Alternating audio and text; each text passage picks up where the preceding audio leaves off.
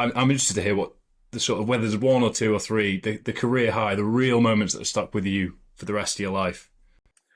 Wow, that's a great question. I mean, I think all of the big moments where you do something for the first time. So the first state title was huge. The first NCAA title was huge. The first time under four for the mile, and then making your first Olympic team. Like all of those big firsts just stand out so vividly in my mind.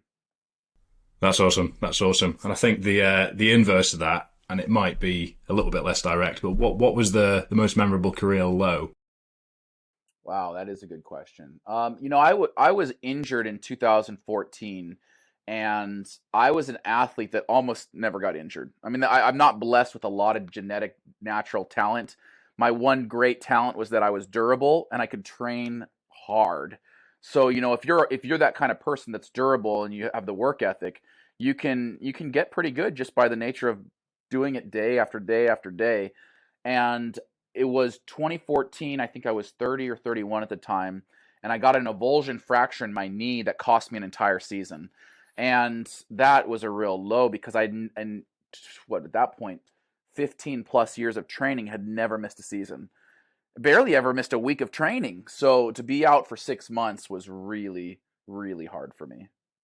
Was that quite unique amongst your other athletes, your peers, for that to be your first major injury to put you out Yeah, the I mean, season? I could name 100 athletes that were more talented than I was, but they were injury prone, right? And so they would train for 3 to 6 months, and then an injury would pop up, and they'd have to take 3 months off, and then kind of start over from scratch. Whereas because I wasn't injury prone, I could train for 50 weeks hard, take 2 weeks off, and come back and train for another 50 weeks hard. And so instead of having to take those little step backs each time with an injury, I could just kind of plow on. And I think that's a talent. It's a genetic ability to be durable. And there's also a lot of skill involved with it, learning to feel out one's body and take care of one's body. But I was, in my 20s especially, you could shoot a cannonball at me and I wouldn't get injured. I was pretty durable. Durability is the name of the game with a sustained career in any sort of sport, really. I mean, Yeah. it's not as big over your end, but football is very comparable. I've got Hmm. so many friends that are rugby players that have just had a myriad, a list as long as their arm of injuries here, seasons out there. And it's just hard, but it's that bounce back. It's bouncing back from those that's what's important. And what I heard on a podcast you've been on recently was that at 25 and 26, about 5, 6 years into your professional career, was when you started seeing a sports psychologist properly. And I just want to dive into a little bit more about what you took from that experience personally and what barriers, what boundaries you really felt you overcame throughout that process. That's a great question. I always felt like I was a pretty strong athlete mentally, and it wasn't until I started dating a girl who was using a sports psychologist and was introduced to the field. I was about 26 maybe when I was introduced to the field of sports psychology, and this sports psychologist was so helpful to this female athlete, and I ended up talking to him as a relation as it related to my relationship with this female athlete. And when I broke up with with this girl, I said, "Listen, I know that you have been working with her for years, but I really value the time that we've spoken together. Can I start working with you now too?" And he was gracious enough to bring me into his stable of athletes, and then I worked with him for, I mean, a decade after that. I still talk to him on a regular basis. And for me, there's a lot of athletes that worry about, struggle with visualization or confidence or, anxiety. I didn't struggle with any of those things. I was actually really kind of, solid on all of those things.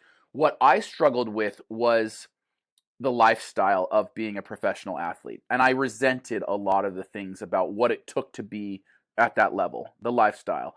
And so 9 times out of 10, when we'd talk, he would just help me reframe things in my mind. So instead of looking at everything as a sacrifice, as everything as, I'm in this holding pattern that's preventing me from living the rest of my life, he reframed it in my mind as an opportunity, as something to be grateful for, even though it was challenging, to embrace the challenge and to dig into that. And so it allowed me to train harder. It allowed me to be happier. And I think that, a happier athlete it performs better typically. So we really focused on learning to love the process, learning to embrace the process, and find happiness and fulfillment in the daily challenges rather than this. My natural inclination was, I'm going to just hate my life for 9 months out of the year while I train my ass off until the fun stuff that is the season.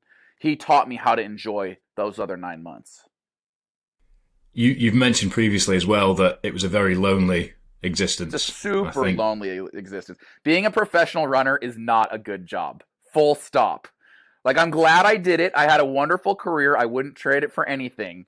I am so grateful that I don't have to be a professional runner anymore. is that why the community side of your YouTube channel and your existence now is so prominent. That sense of community. Do you feel like you're making up for lost time with everything you do now because of what you missed out Well, on in your athletic career? it's almost like I cherry picked my favorite part of my career and said, this is what I want to do for the rest of my life. The favorite part of my career was competitions and interacting with my fans, right? That's why I loved the season so much. That's why I just looked forward to the season all year long and hated it, the rest, because it was so lonely. I'm like, I just want to go race and I just want to sign autographs for the fans. Like, could I just do that year round?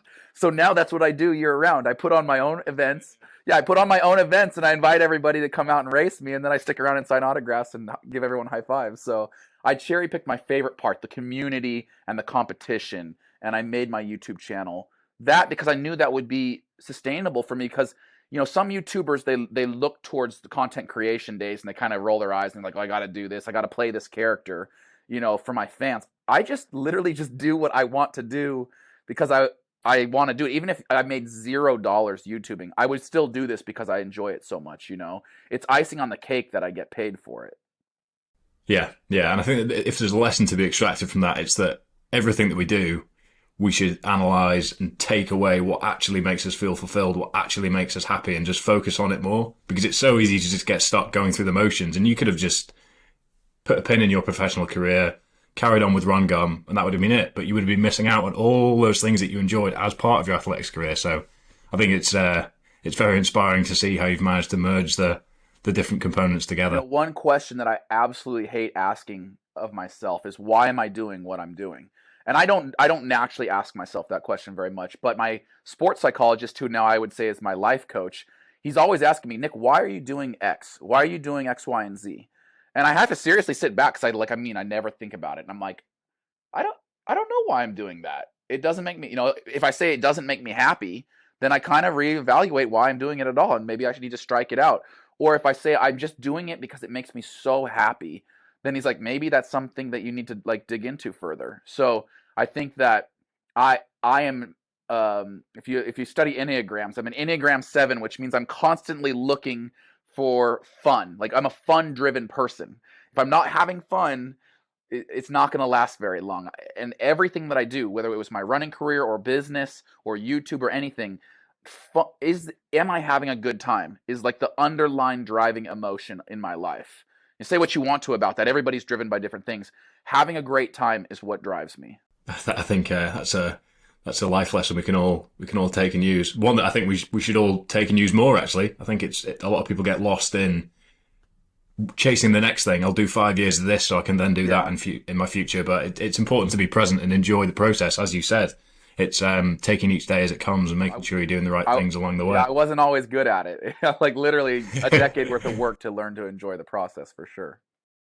But now you can share that with other people so they don't need to do the work. Yeah. It's a cheat code, isn't it? So. But the fun-driven aspect of what you do is fascinating, and you can tell from all your content, everything you do, that is exactly the way that you approach things. But when it came to the pressure of performing, the actual competition itself, you enjoyed the process, you enjoyed the first Olympics, etc. Talk me through that first Olympics start line. Was it a feeling of fun, or was the pressure mounting upon you? It was pressure. It was I can't deal with this. This is too much pressure. I'm not having fun, and I panicked a little bit in the race and made a move too early, and it cost me a spot into the finals. But I just remember thinking, I was only 24 at the time, and I thought, God, I've learned so much through this process. If I can somehow find my way back to an Olympic team in 2012, I know I can perform better. And I did. I came back 4 years later with 4 years more experience, 4 years stronger, 4 years more prepared. And I did end up making the Olympic final in 12 and running my best time there. So It's I did have fun in 12. Every moment of the competition, I was still nervous as hell. Don't get me wrong, but I was having a lot of fun in 12. But part of that's just knowing what to expect. What really fascinates me, and this is a question I get asked a lot, because ultra endurance is generally an older person's game. The average age of Ironman athletes is coming down, but it started from a very high point. The average age of ultra endurance, ultra marathons is higher than you'd expect. At the age that you were, where do you think that psychological confidence and power over the fear that would afflict most people really came from? Was it your upbringing? Was it the naivety? Or was it just the sheer opportunity of there is a gap in the market for me to capitalise on here? I think you've got to have it's a fine balance, isn't it? When people come to me every single week with their big ideas, their big expedition plans, I'm sure you're the same. You get a huge amount of people going, this is my dream. How am I going to do it? You can't do that for them. They've got to figure it out themselves. I mean, I help people as much as I can, but the thing that I always say to people is shoot for the stars, but learn your trade. And I think that second bit is missed often. You know, if you want to climb Everest, row the Atlantic, cycle around the world, I'm never going to say don't do it. But I also know that 1 in 10 will actually get to the start line. You need to be better at not just not just the sport, but everything else. You know, athletes have a massive familiarity bias, which means all we want to do is train, physically train and be physically able for the task. But if you're going to build a business, and if you're going to build a lifestyle around major races or major projects, you need to be thinking about and good at so much else: logistics, finance, communication, the team around you, and more. So for an athlete to be able to have that awareness of what else it takes to be successful and to plan that like you would any other business. I say for some athletes, they just want to hit the gym, get strong, talk about their FTP, and that's enough. Well, guess what? I'm still not the world's best bike rider. I'm not the best bike rider in Edinburgh. But the reason I've had the ability over the last 20 years to consistently break world records and create these leaps in performance is because I've got a great team around me, and because I've got a really good awareness of what else it takes other than physical training to be able to take on these things. And I think that sort of holistic approach to it is pretty important. But to go back to the first project, yeah, there was wonderful naivety. And you look, and if anyone ever picks up The Man Who Cycled the World, which was my first book, or what goes back and watches it on YouTube, the adventure is really everything that happened off the bike. Where are you going to sleep each night? Where's your next meal? How are you going to get through? It's the story of the kindness of strangers, the people, the places, the landscapes. Just that having, had an education here in Scotland, and then for the first time going out there and experiencing the world firsthand on your own at the speed of a bicycle. I mean, it's magical. So, yeah, of course there was that sort of massive leap into the unknown. But with 20 years experience now and what other people say to me every week about their dreams, it's the gumption to actually make it happen. Create the time in your life where it's not just an idea, but a reality. To back yourself when other people won't, to find good people around you who believe in you, and to put timelines around these things so they actually get done. And I think the credibility part, as I say, is taking the skill set, which might be your physical competence or whatever else it is, and actually applying it to something truly difficult. And, a lot of people in life will only take on things which they know they can do. And it's sort of self-protection. It's we want to know we can do it before we do it because we don't want to fail. But if you're in the game of creating leaps in performance, if you're trying to do world firsts and world fastest, then you've got to get comfortable with a space where you've got the component skill set, you know what it takes, and it's certainly not pie in the sky what you're trying to do. But when it comes to the actual endeavor, you're making history. You're going into the unknown. You're doing something which has not been done before. You're writing a script which nobody else has done before. And people, for whatever reasons, will tell you it's impossible, mainly because they look at the status quo and say, well, there's no reference point for what you're trying to say. And if I could replay the hundreds, if not thousands of conversations I've had over the last 20 years, not just with people I don't know, like would-be sponsors and media, but my close friends and family, the people who actually care about me the most, but because they care about me, they're worried that, you know, they don't want me to fail and they want me to play it safe and they want me to, and so even doubt even creeps in from, you know, your parents, your partner, your best friends, and it's having an ecosystem around you and a belief system where you can take all that in, but you can stand on your own 2 feet and you can say, this is what I believe is possible and how I'm going to do it on what timeline. And I think that's the hardest bit, because people always get hung up on what their skill sets are, their physical competence or whatever else. But, you know, if I go back to that first cycle around the world, it was having the gumption to back myself and just get out there and do it. And I mean, there's quite a few times in my life where I've had an idea, I've rationalized why it's possible, and then I've just gone for it. And then you quite often then need to sort of slightly build the plane as you fly it and build a great team around you to make that possible. But if all you're ever doing is sort of looking over your shoulder and saying, well, what did I do last year? Let's beat that. Or what does competition like? Let's beat them. Then that's comparative success. You know, that's just incremental gains. If you're really wanting to shift the dial, if you're really wanting to do something more interesting than that, then you need to have the quiet confidence. And it is a quiet confidence. This is not arrogance. You need to have the quiet confidence to go, right, what's the skill set that I've got? Who else have I got around me? Right, how can we do things differently? How can we fundamentally do things differently? And I've got that sort of childlike glee. I love getting into that space where I'm like, okay, I'm into the unknown. And I can't find a better way to describe that, but it's a lonely place, but it's a thrilling place as well. And I'm not really talking about physical endeavor here. I'm talking about that risk profile to try and do things that have not been done before.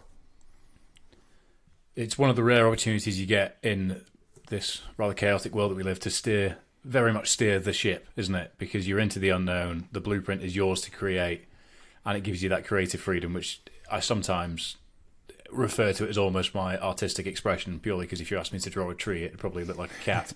But I know what you mean. Obviously not to the scale that you've achieved it on, but that lonely place and the thinking that goes in it, and the building the ship, building the plane as you fly it is something that's very rewarding once the wings are on. And what you've just said there doesn't apply just to ultra endurance. It applies to absolutely every walk of life. Building a business, having an awkward conversation about a relationship, whatever it can be. I think the biggest thing is getting some skin in the game and just going for it, which sounds cliche, doesn't it? But far too often we spend too much time planning, scribbling, plotting, and talking to people before actually learn as you go, and you'll build something along the way that is much closer to the end goal than had you not started in the first place. Yeah, and I do understand why people try and de-risk their goals in life, whether it's building a business or taking on an expedition. You know, they do try and de-risk it by understanding everything before they start. And I guess my challenge these days is everyone tries to build a brand and become very professional before they've actually done anything. And, you know, I'm a bit old-fashioned, I guess, about this. And I think you've got to get out there, learn your ropes. That bit about learn your trade. Do stuff. Just do stuff. Put yourself into difficult places and do stuff. And then more organically build an identity, a brand, an ecosystem around what you're doing. Because, you know, you can spend all day long fine-tuning a plan, figuring out how you're going to communicate that, you know, coming up with some sleek presentations. But ultimately, if you've not got the story to back that up, I feel lucky that my first expeditions happened before social media.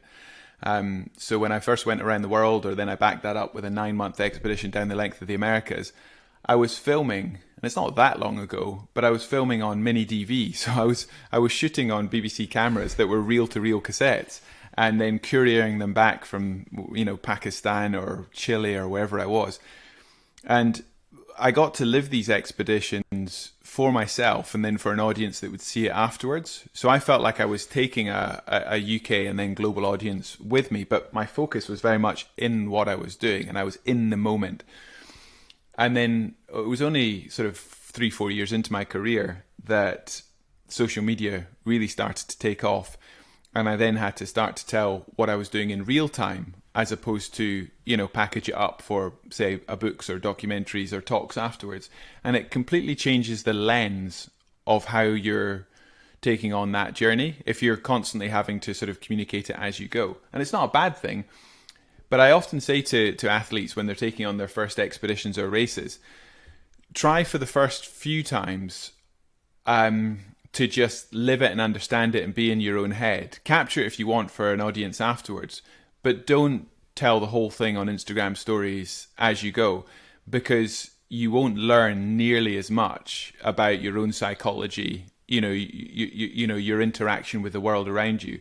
You can then build that on top afterwards, but I plead people to try and go out and do it for yourself, learn your skills, build your sort of learn that trade bit, and then you sort of layer the real-time bit over the top, because otherwise you end up in this very false world, especially if you're trying to do this professionally, where you're sort of living your life through this sort of avatar that you've created for yourself, but you're not actually investing the time in doing very difficult things and learning how you operate in that space. So everything is very much for the shop window, as opposed to actually having a great shop. And it changes your decision making in terms of what you're going to do. You end up sort of just curating projects which are very sort of visual and immediate. But a lot of my early expeditions, I was away for 3, 6, 9 months at a time. And, I was very much sort of investing time in myself as an athlete and figuring out how I could operate in these very remote, difficult, often dangerous environments. And then clearly I built a broadcasting career alongside that. But, I guess for me it was luck that, my career started before social media. I didn't have to build that communications platform in the same way that people do now. And the risk is, as I say, that you're very, very front facing from the start. You're very polished. You've got a wonderful brand, but you lack the credibility.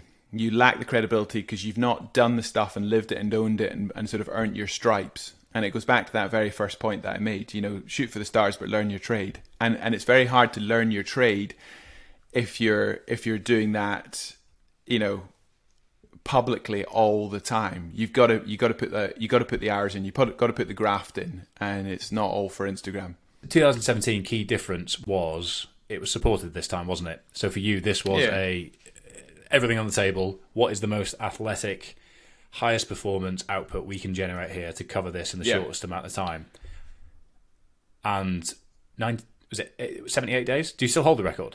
Yeah, I still got the record. So 78 days, 14 hours, 40 minutes. So averaging 240 miles a day for 2.5 months. Oh dear. So the simple you have sum. So little respect for your backside. It's unnerving. So I mean, if listeners are not bike riders, imagine getting out your scratcher at 3:30 every morning, on the bike at 4. You ride 4 times 4 hour sets. And you got to average 25k an hour, which is not super fast, but you got to do it for 16 hours every day. You're in bed by 10:30. You get 5 hours sleep. The alarm goes off at 3:30 and repeat. And you got to do that every single day for the next 2.5 months. And what I find interesting is I've taken a lot of phenomenal athletes into the ultra endurance space. Rowing the Atlantic or high altitude mountaineering or some cycle trips. A lot of trained athletes. They can put themselves through hell. They can do really, really hard things because, for the glory of it, we like pitching ourselves against the difficult. We like, physically testing ourselves. But so often athletes are motivated by the idea that it's soon going to be over. So, it's that sprint mentality. Now, up to and including Ironman, because it still is over in a day. So you can put yourself through hell. But that night you can have a beer, a warm bath, and the reflective glory. It's that type 2 fun mentality. It's hell at the time, but it becomes incredibly important in terms of your identity and who you are. Now, it gets a bit different when you're on multi-week, multi-month expeditions. And I've seen that quite a lot of times when I take these sort of physical specimens, these phenomenal athletes into the ultra-endurance space. And in the simplest possible way, you need to be motivated because of what you're doing and not the idea it's soon going to be over.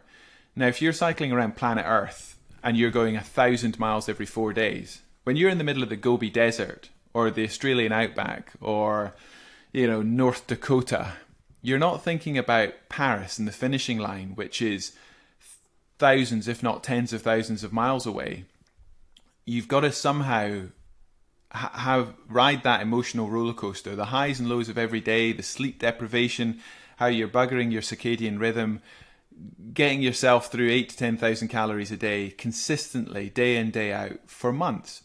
And it's that never-endingness of it and the inability to focus on the end that really is the switch. And so being physically strong gets you so far. But the X factor when it comes to ultra endurance is a resilience to injury. You know, I often think that my ability to not break down, you know, it's not because I've got a phenomenal FTP. It's not because I'm got a great VO2 max. It's not because I'm the fastest. It's because physically I can keep going, and I'm very resilient to injury, and that's all about training. And it's about managing the psychological roller coaster. And it's not saying that you're a super positive, motivated, happy person. I mean, that whole positive mindset thing is a bunch of nonsense. It's having a performance mindset, knowing what you think and do matters, and also accepting that it is a massive, massive roller coaster. And the way I always think about it is, you know, when you're down, knowing that it'll get better, and when it's going well, knowing that it'll also dip off, and not sort of accepting any state as a steady state. So when you're inexperienced in ultra endurance, you sort of think that when you start to fatigue or you start to feel worse, then the only way is down, because by keeping doing what you're doing, you're going to continue to deplete and get into a worse and worse place. But actually, with experience, you realize that the body and the mind has an extraordinary ability to rebound. And you can keep doing what you're doing. You know, you can tweak your fueling, you can tweak your thinking, you can input differently, and the body can come back while still doing what you're doing. Whereas if all you've ever done is, say, run a marathon, you assume that it's like a battle of attrition, where the graph goes down and down and down physically and mentally until you completely run out of steam. When you do these things for days and weeks and months, you realize that the mind and the body has the ability, and you've got to let it go through these incredible peaks and troughs, but knowing that the only thing that you can rely on is change. The only thing that will change is the fact that, you know, you will perceive pain differently. You know, even if you're in a lot of pain, doesn't mean you're always going to be in pain, because your relationship with that, you know, will go through cycles. And it's a superpower. It's knowing that, you know, there's no steady state, and that you can do a lot more than what you perceive in any given moment, and trusting the process. You know, not getting ahead of yourself. Just ride the road in front of you. Stay ruthlessly consistent with your inputs. You know, your sleep patterns, your hydration, your nutrition, and trusting that the outcome will take care of itself. Because most people don't fail at major expeditions or races because they can't do it physically. It's because, you know, when you mentally give up, you physically give up. And it's that the sheer scale of what lies ahead that normally freaks people out.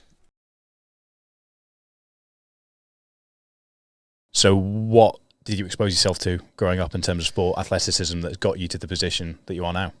Yeah, it's a super cool question, because for us, and I'm not sure if this is the same thing, you know, growing up in the UK or in Scotland, in Australia, sport is at the crux of pretty much every childhood. You have the opportunity to do so much stuff as a kid, and everything is in walking distance. So you want to, you know, most of our capital cities are by the beach. So you've got the option to go down and do nippers. So you can go down and do surf life-saving carnivals, kind of like athletics, but on the beach, using the implements down there in the water. So surf life-saving material. Then you've also got the option of going to little athletics, which is like junior track and field. Then you've got the opportunity to play soccer, football, rugby league. You can play Australian rules football. It's kind of like Gaelic football, but our version.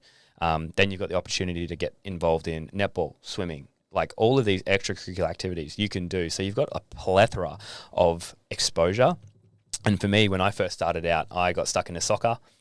Just to, you know, I think my parents just wanted me and my brother to learn some hand-eye coordination, learn how to run, learn how to kick, learn how to do all that type of stuff, and then be part of something. So we did that for a few years. I hated it, didn't enjoy it, didn't kick a goal the entire time, wasn't very good.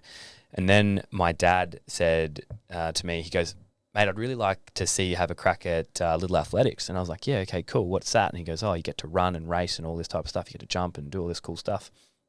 And I was like, "Cool."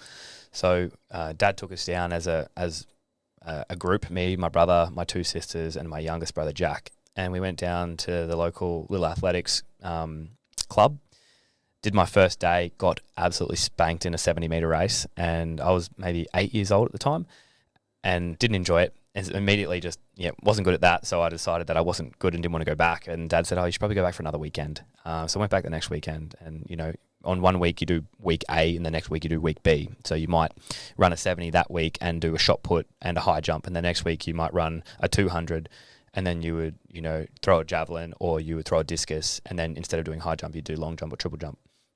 And so the next weekend I got one piece of advice from a guy who basically told me to do two things in the race: look through the line of the end of my 100-meter sprint and keep my back straight. So don't take my eyes off it, don't look in the other lanes, and keep my back nice and straight. I did that, ended up winning my race against the same crew that I was versing the weekend before. Immediately fell in love with competing, like instantly. I was like, wow, the thrill of winning a race and the smile that it put on, my dad's face because he saw I was happy and he was happy, and it was just like a vibe. And I was like, okay, I want to win everything. So what bit of advice can I get to win the discus, the high jump, the shot put, the 1500, everything? I wanted to win that, and then that kind of trickled into everything else. Then I wanted to win my cross country races. I wanted to win everything, and then basically from there I became somewhat competitive there. I started doing semi well, would go to states, would compete there.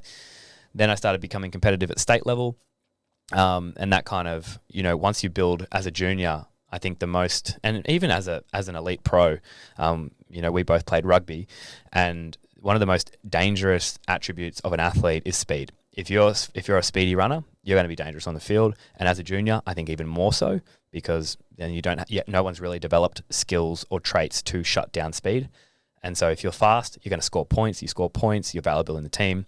If you're valuable in the team, you're always got smiles on your face because you're always scoring points. So then I transitioned from athletics into rugby league. I played rugby league for about 10 years, and started off with a good edge sprinting. So at that particular time, I was maybe 12 years old, and I fell in love with playing rugby league. Went and played state level. Went and played at nationals. Made a couple of junior Australian teams. Frothed it, and I also love playing touch footy as well, and tag. And just try to immerse myself as much in there. And all I wanted to do was go and play in the NRL. That's what I wanted to do. So I set my sights on doing that. So I love to train, love to get up early and get to the gym before school, and just immerse myself in the training of, the process, because I learned a few lessons when I was doing little athletics. I would always just miss out on podium. I would always be fourth or fifth in a sprint race. I got a gold medal in shot put. I did well in the high jump, got silver medal at states, but I could never crack a podium in the sprints. And my dad said, maybe if you did a bit of extra training during the week, you might find that you might be able to nudge a third, a second, or a first, finally find that podium. And so then I asked him, I said, what's training? And I didn't really understand. Everything at that particular time was just, I'd pick things up on a Sunday at my local meet. That's what we did every week. Every Sunday was a local meet. And I started measuring out. I just said, Dad, can you make me train? And he's just like, no. He goes, if you want to do it, you'll do it yourself. So that was a really good learning curve for me to understand that I had to be self-motivated if I wanted anything. And that really did help me understand that if I wanted to get that satisfaction of that podium position, that I had to put myself in that position, and it was up to nobody else. I would be supported, but I wouldn't be forced. And I think that was a good learning curve for me. And I could have taken that two ways. I could have taken that as I'm not self-motivated enough and I'm just going to drop the ball here and I'm going to go play video games instead.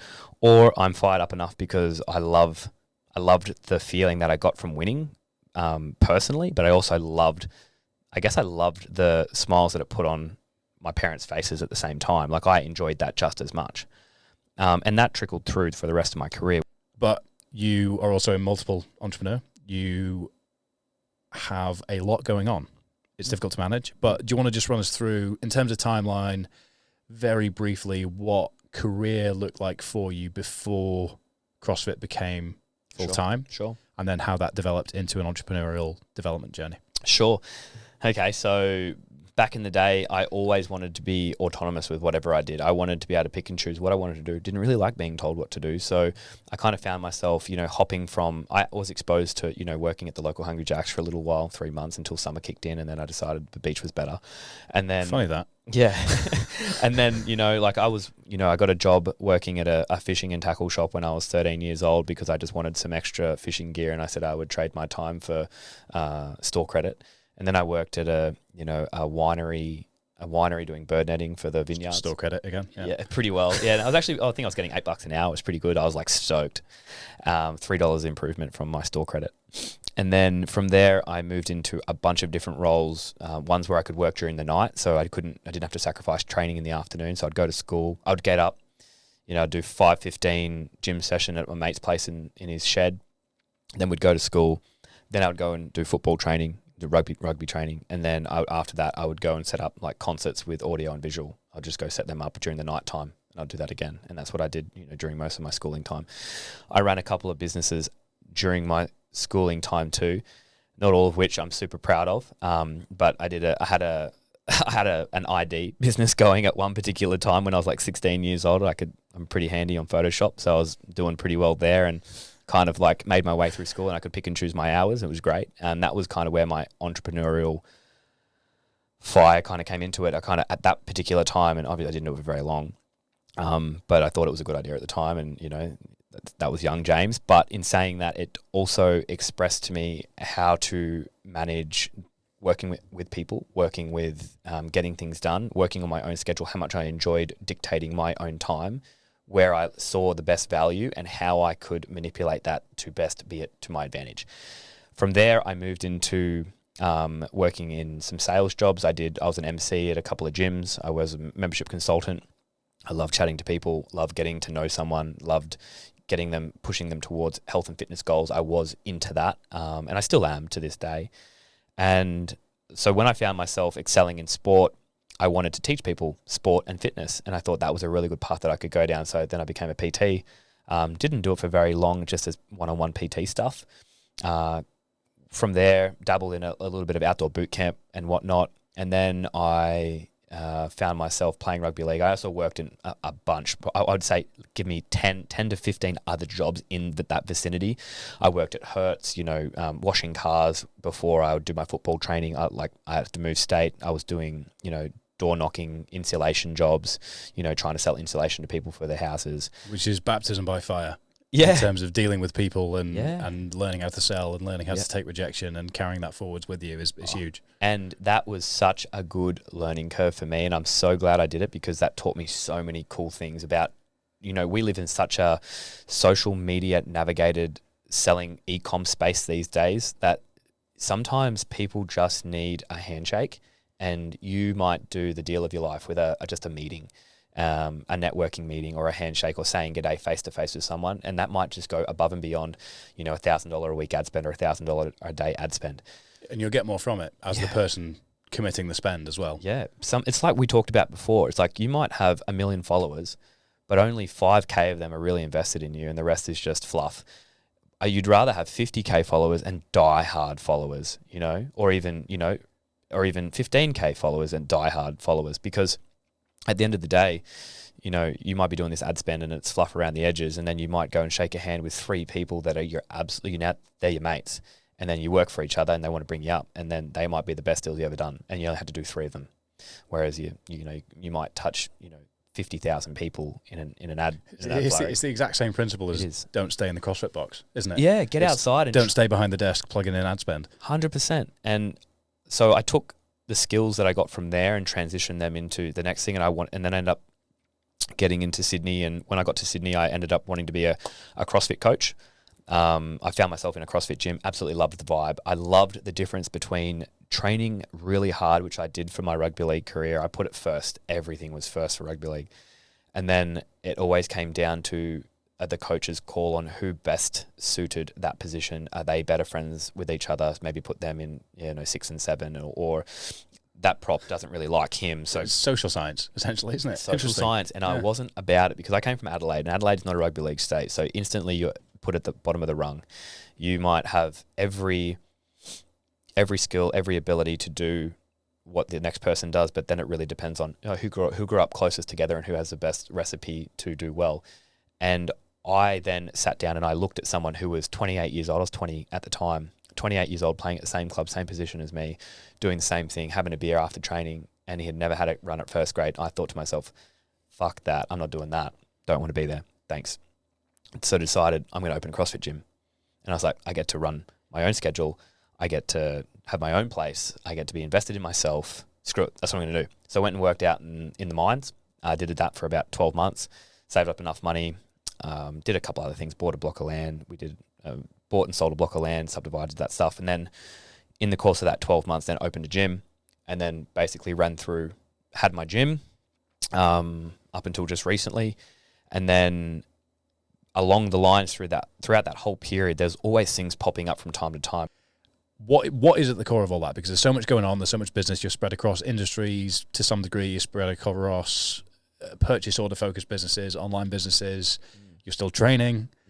You're still creating content on social media. How do you as an individual manage it? And what at the core is driving you? Is it money? Is it prestige? Is it happiness? Is it just filling the time in the day? What is it? For me, everything I do is about experience. I love to, as I said to you before, I love the experience of meeting new people. I love the experience of trying something hard. And that hard thing could be a hard Ironman. That could be starting a new business. That could be a startup. That could be expressing myself in a different way. I love a project. I love working on old cars. I tinker around with old cars as well.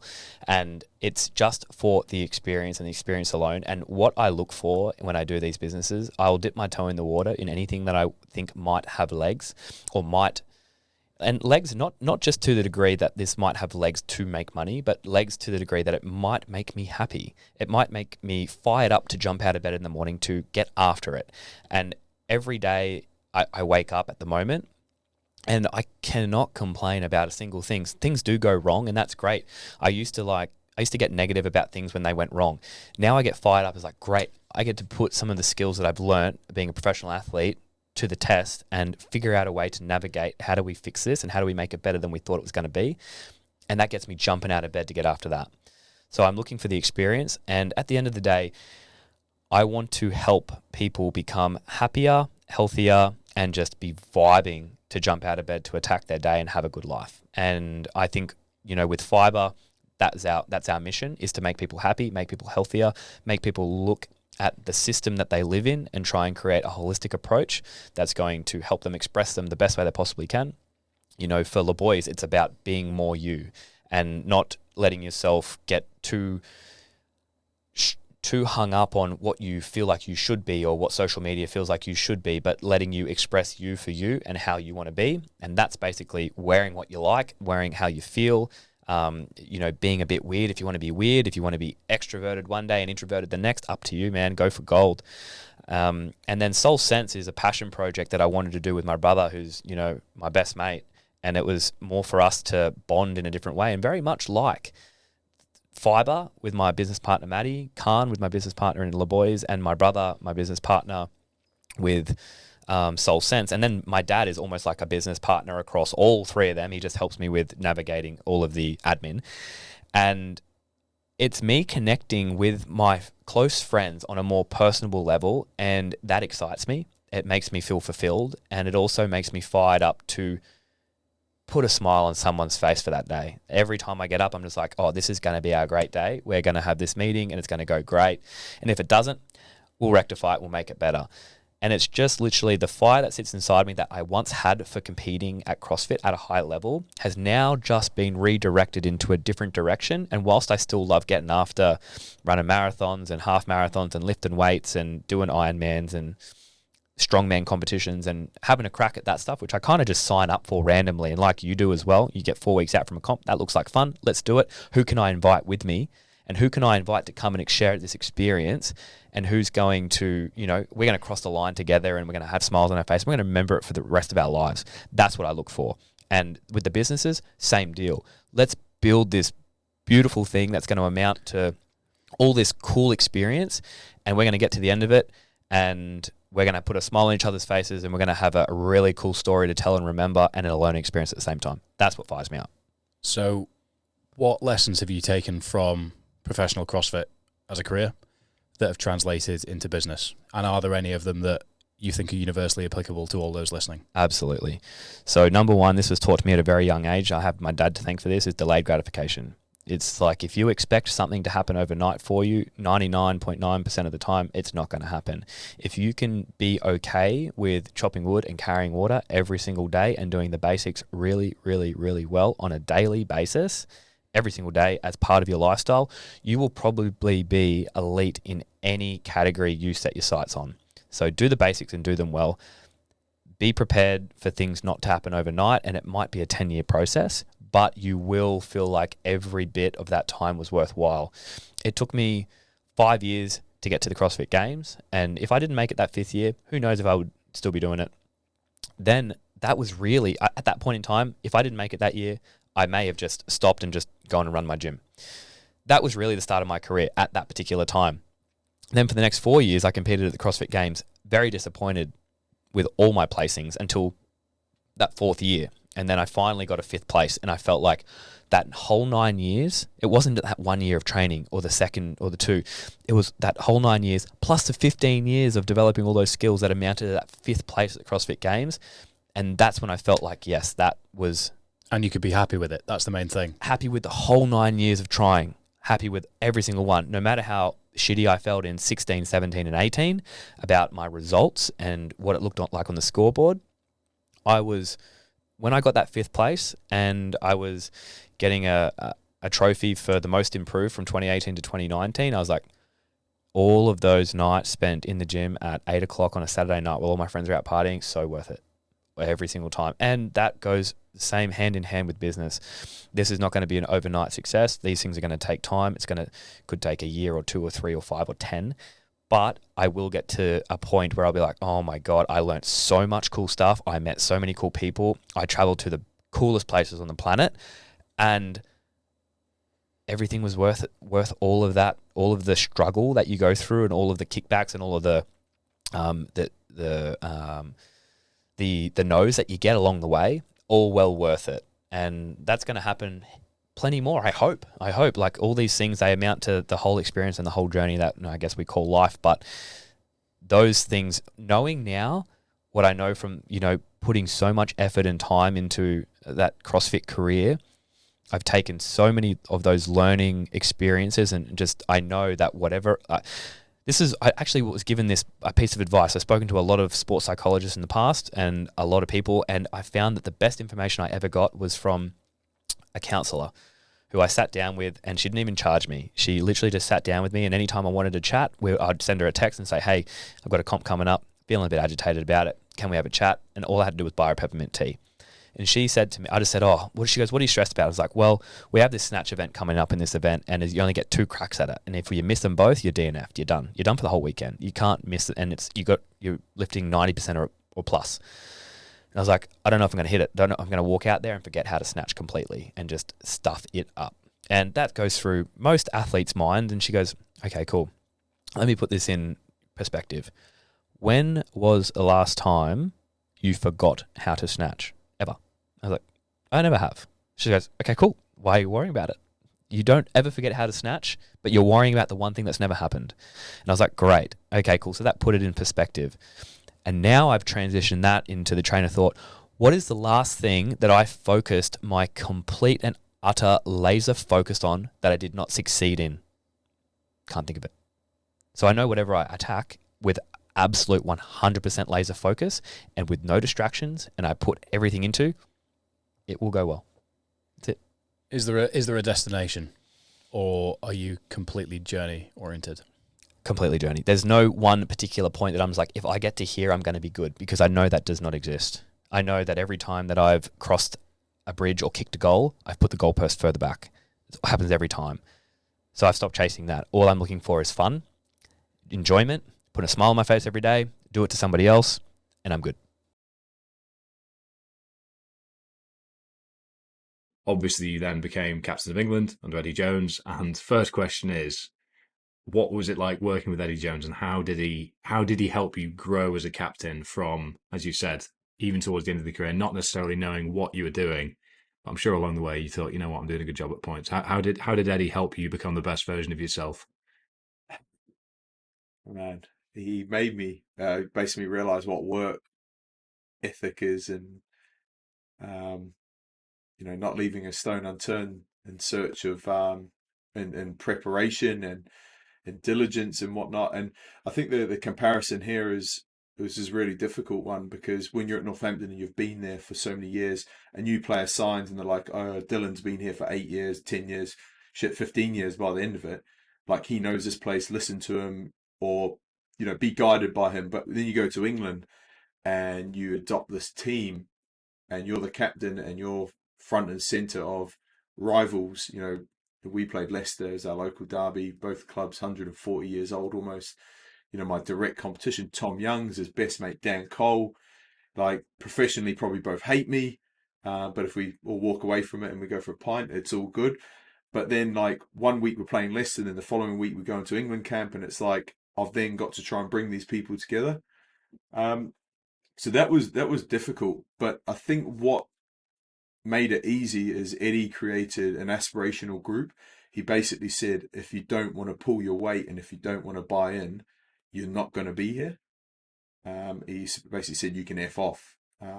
So my job was easy in that respect. So if I asked someone for help, or if I asked someone to do something, or if I needed something from someone and I wasn't getting it, ultimately this never happened, but I could say, like, this guy's not pulling his weight, like, and he would be gone. And Eddie used players in that respect to create corridor chat. You know, I tell a story about one player, you know, played up in, it was either in Newcastle or Sale, drove down after he played Sunday night, one-on-one with Eddie. Everyone has a one-on-one with Eddie when they turn up.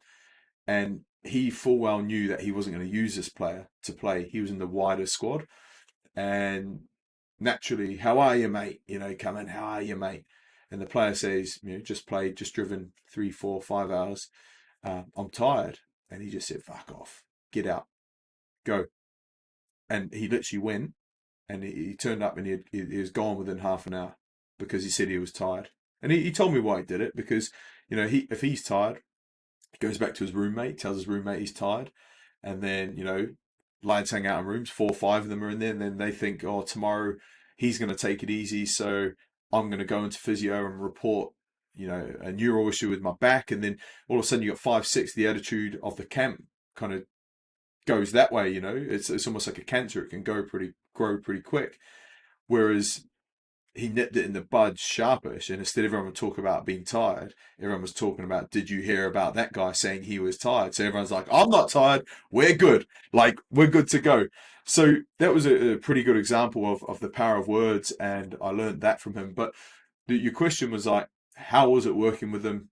It was intense. Was it enjoyable? No. Was it satisfying? Yes. I look back on it with great fondness, because I learned a lot about myself. I got pushed probably more mentally and physically, more mentally than physically. But he basically said, you're one of the oldest players in the team.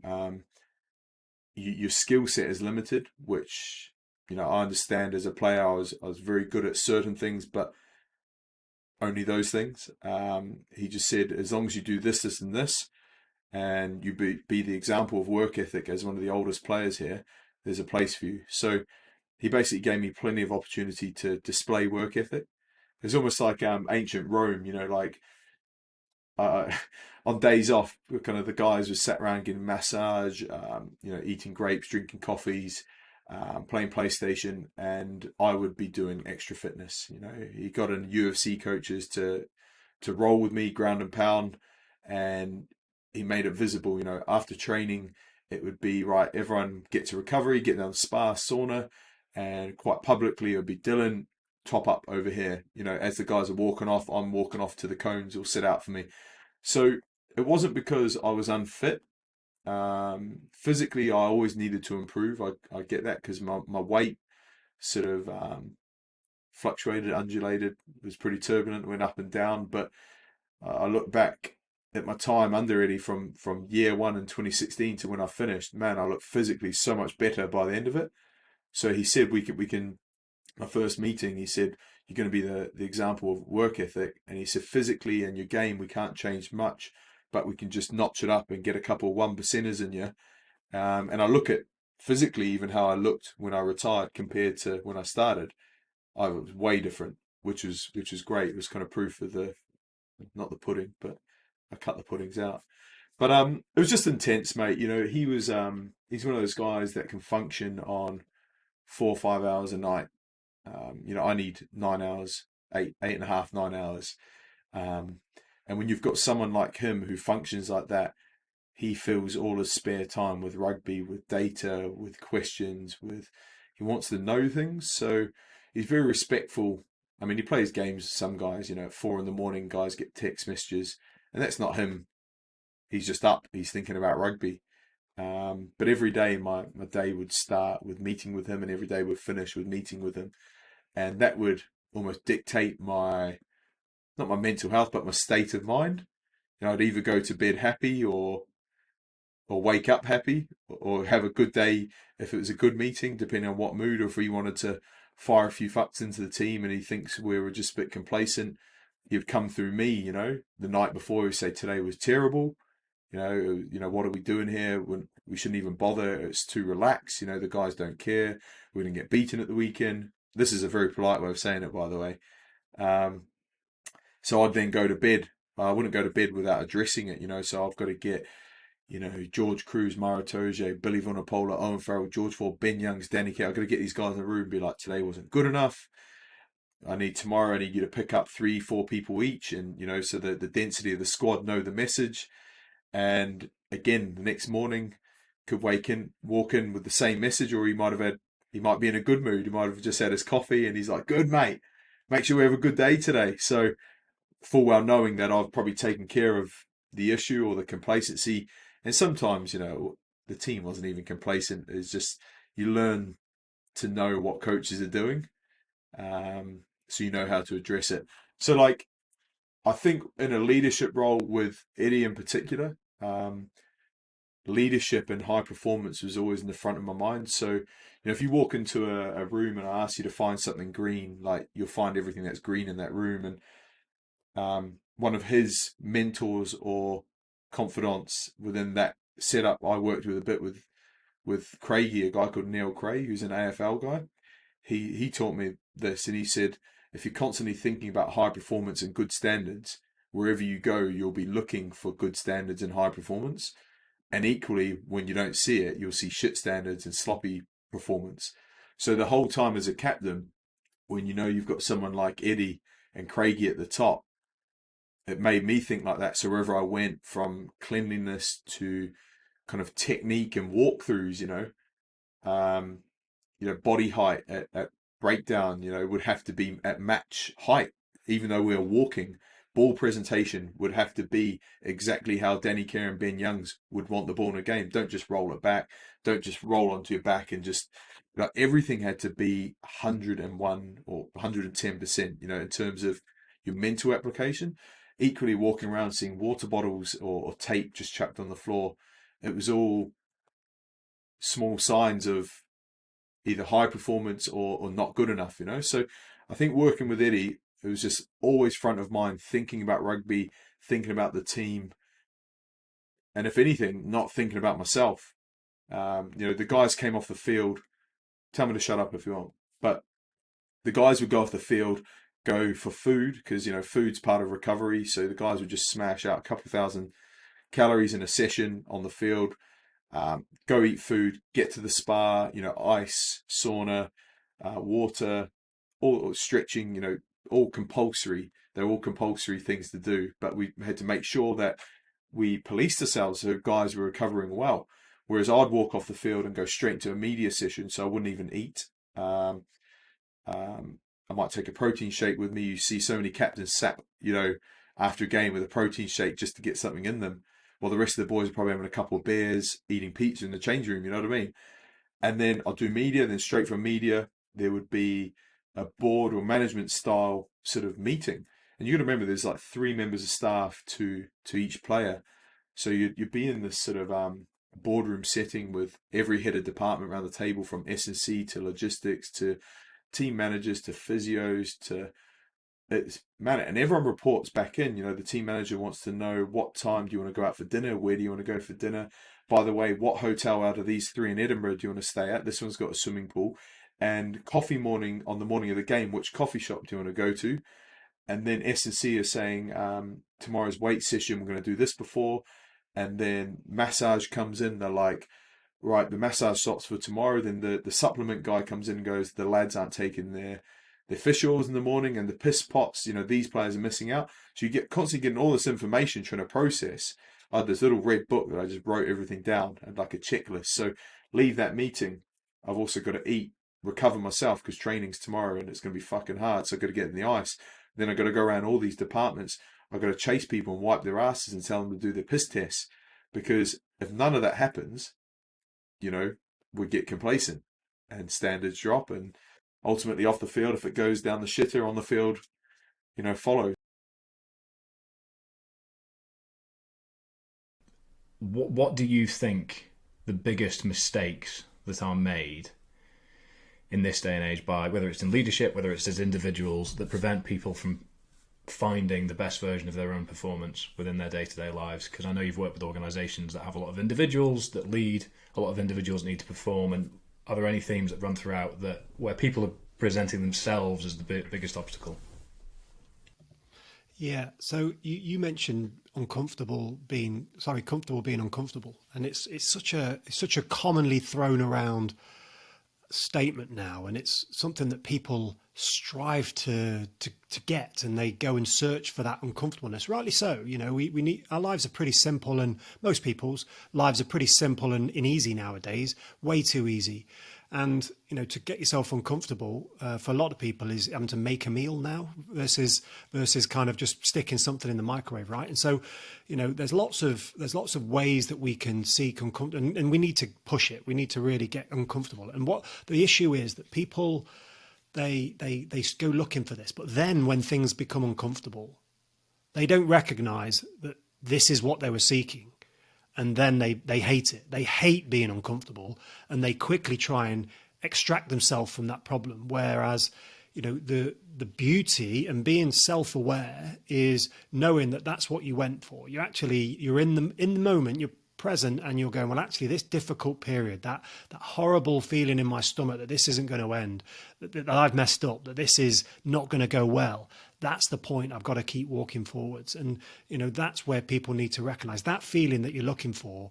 That uncomfortableness that you're looking for is that feeling. And so when you're in it, just to keep pushing through that is where we should be trying to get to, really.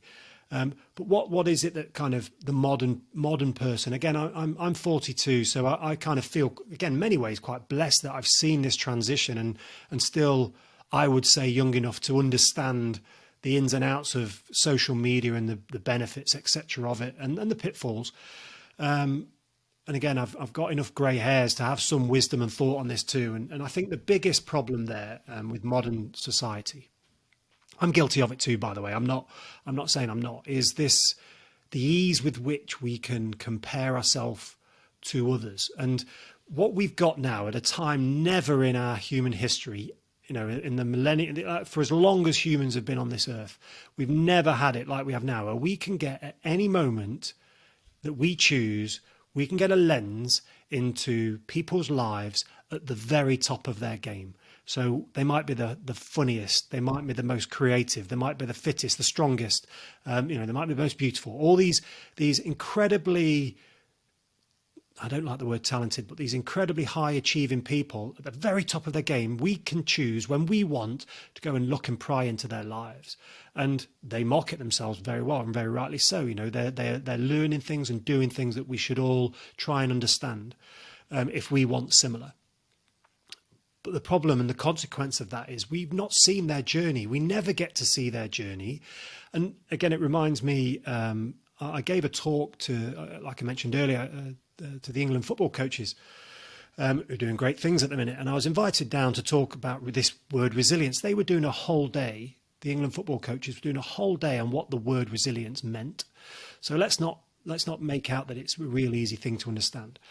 And I told this story of being stood on the tail ramp of an aircraft about to parachute maybe into a hostage rescue situation at night with a team of people behind me, and the feeling that you can have in that moment, and the way your mind can go off and catastrophize about the worst things that could happen. And you have to get it back to yourself, and you have to be present. You have to, there's all these coping strategies. And we spoke about all these things. And afterwards, one of the coaches came up to me, a famous coach, came up to me and says, Gaz, I know you said that it's the same as taking a penalty in a World Cup final, that performance under pressure. He said, but it's not really, is it? Because the risk that you're taking could result in this. You've got the teams and, you're thousands of miles away from any sort of help and all these things that he was listing off. But because I'd opened up my world to him, where he was hearing these stories of me at the very top of my game, probably the finite point that I'd had in my career, where I wasn't opening the door to the thousands of days of practice up to that very point, where I was the person comfortable to look around my team and go, no, if not me, then who? So no, I am the right person, and have the confidence, the authenticity, going right the way back to my leadership point, to be the authentic leader, to be at the front and go, I'm the person to be stood here and go and do this. And we often don't look at the steps now that people take towards getting to where they're at. We just dive straight in it. Like Kevin Hart, one of the funniest men on the planet. On a daily basis, you can see what he's up to, and he make you think he's so successful. And you could, as an up and coming comedian, which I'm not, you could feel really bad about yourself checking what he's doing every single day. I'm never going to make it to that, and that's the problem now. We've just got this periscope, or microscope even, into people's lives and at the very top of their game, and we get no context to their struggle. We get no context to the years that they spent uncomfortable, uncomfortable. And we just don't see that anymore. And we need to remind ourselves of that. And we need to listen to these people, and we need to listen to these people tell the true story of the narrative of just how hard they've worked to get there, because that's the common theme. This self-discipline to keep working hard at what it is that you're doing is this golden nugget of information that people often kind of oversee or overlook. And I think that's one of the biggest issues. It's searching for instant gratification rather than appreciating delayed gratification, isn't it? Which is something that I know that we spoke about on Ben Nevis at some point, God knows when, bit of a blur, but it kind of ties into something you touched upon briefly there, which is being present and neutral thinking. Yep. Which is something that I consciously try and do, following some discussions we've had in the past. It's something that I know you're very, very good at articulating. I can imagine it's something that's been essential to your career, and now your career that's followed your military, the time spent in the military. And for those that might not be aware, do you want to just explain quickly what neutral thinking is in a nutshell, and how you think it is best applied to the individual? Yep. So first thing to be aware is neutral thinking isn't something I've invented. Far from it. It's a term that a few other people have used. I wasn't even aware of it early in my career, but people will recognise it when I talk about it now. So we need to understand we're all negatively wired. So we are wired for protection, to not go towards a challenge like I described earlier, this car crash scene. We're wired to not run towards that in most part, because to fear for our own protection, we're wired that way. And research shows us that we're about 80% wired for negative. So most of our thoughts are negative, and it's a form of self-protection. And so knowing thyself that we're negatively wired, and we will think negatively most of the time with a new situation or a problem, then that's a good thing to know. And so to recognize that that's a negative thought, but actually it's not based in any truth. It's just it's exactly that. It's a negative, fleeting thought, and it's there to protect us. Well, that's not useful because it's not based on any fact.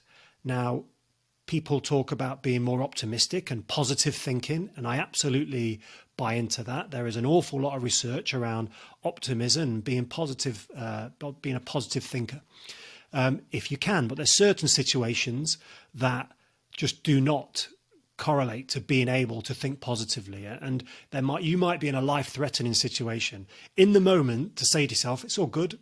It's all good. I've been here before," and got to make it to you, fake it till you make it, all this kind of stuff. It's just not real. And there's no way you can, in an ambush, in Afghanistan. In the moment, I thought I was going to die. There's absolutely no way on earth that I could have stuck a positive thought in there and gone, it's all good. This is what you came for. It just wasn't in my thinking. My physiology had taken over. It's an automatic response. It's the autonomic nervous system taking control of your body to get you out of that situation, the fight-flight response. So just trying to chuck in some positive, I don't buy it. But recognizing being overly negative, that's not useful either. That absolutely is where your head's going to want to go. And having the self-awareness that that's where your head is the first thing. So self-awareness is massive. I talk about self-skills all the time. The first one being self-awareness, recognizing that you're in that negative thinking because situation's pretty bad, whatever that might be. You might be about to go and present something you haven't prepared well for. You're thinking it's pretty bad. Your mind is going to take you to a place where you're going to catastrophize about everything that could go wrong, that you're going to run out of things to say, that everyone's going to stare at you and you're going to look a complete throbber. But that's not true. It's not based in reality. It's a thought. And so taking yourself, recognizing that you're negative and just dragging yourself up into this neutral space, because just thinking a positive right now, I'm not buying it, but just recognizing that negatives, not helpful either. And just finally on that, I've not to do that and to have that as a tool in your toolbox without practicing is completely unrealistic. We refer back to what we said about getting comfortable, being uncomfortable. It's those uncomfortable experiences where we can practice that skill. We can't practice that skill without finding those experiences. You can't become experienced without experiences. Simple as that. But people think they do. You can't shortcut. There's no hacks. And so to practice these things, you have to put yourself into these situations. And then we learn to, rather than having a manual gearbox and moving through these problems, we learn over time. Remember back to the England coach's story of me stood on the tail ramp. I had an automatic gearbox for those problems that were coming at me because I'd been there hundreds of times before in practice in training. So it wasn't a new problem for me. It wasn't something that I hadn't practiced and prepared for. And I was very understanding of all the issues that were going to come my way. And I had various different similar experiences that I could lean on to kind of build a picture of what was about to happen. So neutral thinking is recognizing the negatives are going to come, being self-aware to grab them, drag yourself up to neutral. Negative's not helpful. Drag yourself up to neutral. Positive isn't always going to work, or if it does work for you, then fair play, throw it in, because having those mantras, having those things can absolutely help. But sometimes situations, your brain just wants to run away with you around the catastrophes, and that's when to recognize, be more neutral thinking is really useful.